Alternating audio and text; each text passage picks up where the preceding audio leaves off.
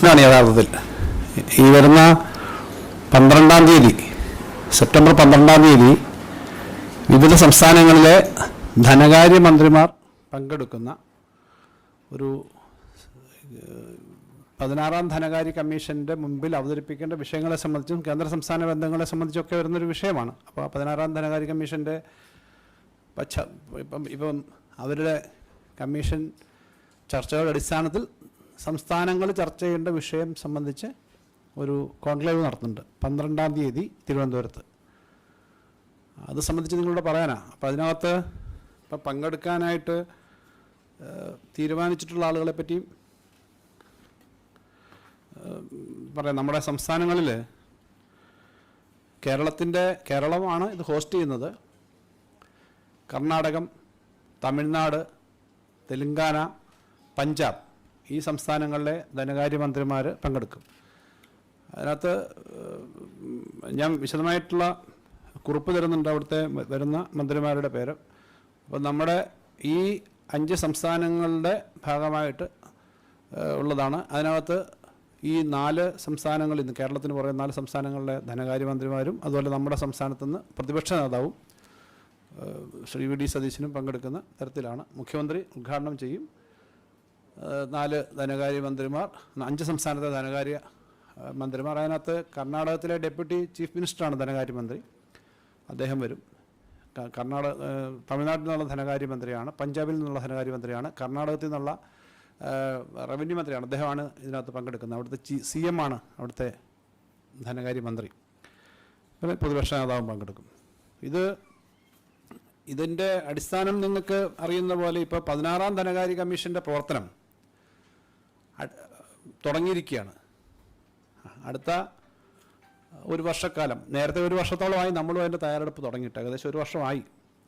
അതിന് ഡ്രാഫ്റ്റിങ്ങിന് വേണ്ടിയിട്ട് വിവിധ സബ് ഗ്രൂപ്പുകൾ, അങ്ങനെ പല കമ്മിറ്റിയും നമ്മുടെ തലത്തിൽ അതിൻ്റെ കാര്യങ്ങൾ നടക്കുന്നുണ്ട്. ഈ ധനകാര്യ കമ്മീഷനാണ് 5 വർഷക്കാലത്തേക്ക് നമ്മുടെ രാജ്യത്തെ ഓരോ സംസ്ഥാനങ്ങൾക്കും നൽകേണ്ട, ഇന്ത്യയിലാകെ പിരിച്ചെടുക്കുന്ന നികുതിയുടെ എത്ര ശതമാനം കൊടുക്കണം, ഓരോ സംസ്ഥാനത്തും എത്ര കൊടുക്കണം തുടങ്ങിയ കാര്യങ്ങൾ തീരുമാനിക്കുന്ന ഈ ധനകാര്യ കമ്മീഷനാണ്.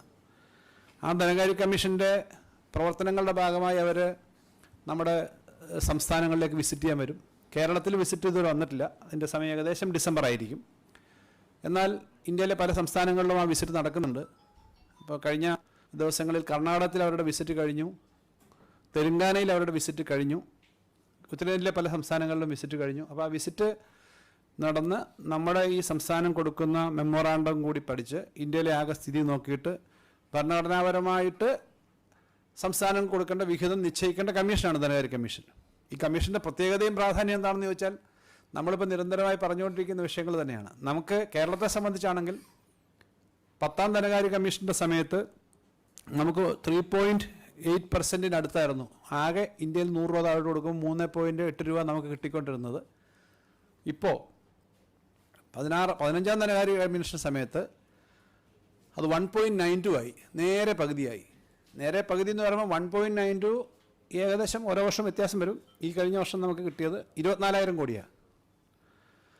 അപ്പോൾ 10-ാം ധനകാര്യ കമ്മീഷൻ്റെ കണക്കനുസരിച്ചായിരുന്നു തരുന്നെങ്കിൽ 48,000 കോടി തരേണ്ടിടത്ത് കേരളത്തിന് കിട്ടുന്നത് 24,000 കോടിയാണ്. ഞാൻ ശരാശരി പറഞ്ഞപ്പോൾ.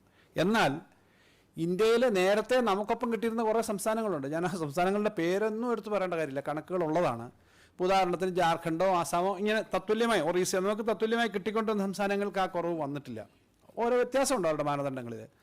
അന്ന് കിട്ടുന്ന മിക്കവാറും സംസ്ഥാനങ്ങൾക്ക് തുക കിട്ടുന്നുണ്ട്. എന്നാൽ ഇന്ത്യയിലെ കുറേ സംസ്ഥാനങ്ങൾക്ക്, പ്രത്യേകിച്ചും കുറേ വികസനം വന്നിട്ടുള്ള സംസ്ഥാനങ്ങൾക്ക് അവരുടെ വരുമാനത്തിൽ വലിയ കുറവ് വരുന്നുണ്ട്. ഇപ്പോൾ ഉദാഹരണത്തിന് ഇവിടെ വരുന്ന കർണാടക പോലെയുള്ള സംസ്ഥാനങ്ങൾ അല്ലെങ്കിൽ മറ്റ് സംസ്ഥാനങ്ങൾക്കും എല്ലാ സ്ഥലത്തും നമ്മൾ സൗത്ത് ഇന്ത്യയിലെ സ്റ്റേറ്റുകളും ഉത്തരേന്ത്യയിൽ നിന്ന് പഞ്ചാബുമാണ് ഇതിനകത്ത് വരുന്നത്. ഈ സംസ്ഥാനങ്ങൾക്കൊക്കെ പൊതുവായ ഒരു അവസ്ഥയിൽ ഇത്തരം കാര്യങ്ങൾ ബാധിക്കുന്നുണ്ട്. അപ്പം നമുക്ക് ഈ കാര്യങ്ങളിൽ ഇങ്ങനെ ഇത് സംബന്ധിച്ച് നമ്മുടെ പഠനവും കാര്യങ്ങൾ പറയാൻ വേണ്ടിയിട്ടാണ് നമ്മളിത് ചെയ്യുന്നത്. ഇതിനകത്ത് യഥാർത്ഥത്തിൽ ഈ കോൺക്ലേവ്, ധനകാര്യമന്ത്രിമാരുടെ ഈ കോൺക്ലേവ് യഥാർത്ഥത്തിൽ ഇന്ത്യയുടെ ഫെഡറലിസം സംരക്ഷിക്കാനും ശക്തിപ്പെടുത്താനും ഉദ്ദേശിച്ച് തന്നെയാണ്. ഫിസ്ക്കൽ ഫെഡറലിസം സംബന്ധിച്ചൊരു കോൺക്ലേവ് എന്ന് പറയാം. അതിനകത്ത് 16-ാം ധനകാര്യ കമ്മീഷനാണ് പ്രധാനപ്പെട്ട വിഷയം.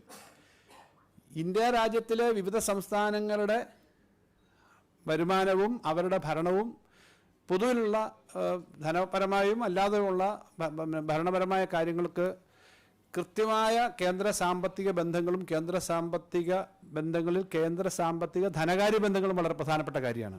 ഞാൻ തരുന്ന നോട്ടിനകത്ത് ഇതിൻ്റെ വിശദമായ കാര്യങ്ങളുണ്ട്. 12-ാം തീയതി നമ്മൾ വിളിച്ചു ചേർക്കുന്ന പരിപാടിയിൽ 2 സെഷനായിട്ടാണ് നമ്മൾ ആലോചിക്കുന്നത്. രാവിലെ ഈ വളരെ വിശിഷ്ടാതിഥികളായിട്ടുള്ള മന്ത്രിമാരും എല്ലാം സംസാരിക്കുന്ന യോഗം കഴിഞ്ഞ് വളരെ സീനിയറായിട്ടുള്ള ധനകാര്യ വിദഗ്ധന്മാർ, ഗവൺമെൻറ് ധനകാര്യ സെക്രട്ടറിമാർ വരുന്നുണ്ട്. ഈ സംസ്ഥാനങ്ങളിലെല്ലാം ധനകാര്യ സെക്രട്ടറിമാരും ധനകാര്യ വിദഗ്ധന്മാരും അടങ്ങുന്ന ഒരു കോൺക്ലേവ് ഉണ്ടാവും ഇതിനെ സംബന്ധിച്ചുള്ള ചർച്ചകൾ. ആ സംസ്ഥാനങ്ങളുടെ ഉൾപ്പെടെ അഭിപ്രായം കേട്ടുകൊണ്ട്